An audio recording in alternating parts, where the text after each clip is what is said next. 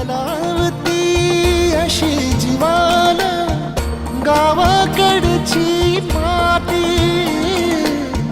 साद घालती पुन्हा नव्याने तीरटाची नाती